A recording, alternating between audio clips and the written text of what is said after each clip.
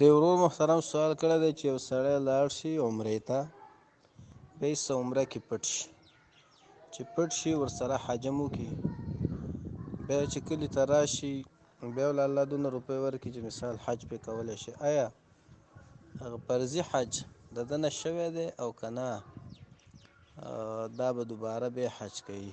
جواب: د انسان په زندګۍ کې په انسان باندې حج یو کرته فرض دی. کله چې د انسان سره دومره پیسې پیدا شي چې هغه پې هلته خوراک شي کولی او د لارې ټیکټ پې شي کولی. اوس یو سړی دی چې هغه عمرې ته لاړ او بیا یې په پټه طریقه باندې حج وکړو، نو په دې کې دا سړی صرف د امور انتظامیه او مخالفت یې وکړو. دې خبرې ته فکر کوه. امور انتظامیه سعودي چې د حج دپاره کوم امور ټاکلي دي چې یاره د هغې دپاره به په هغه طریقه باندې راتللي، صرف د دغه امورو مخالفت یې وکړو.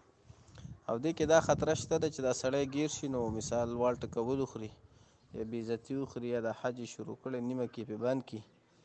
خو که یو سړي بیا هم حج پوره طریقې سره ادا کړو، په پټه یې ادا کړو، نو د ده نه فرضي حج وشو، فرضي حج.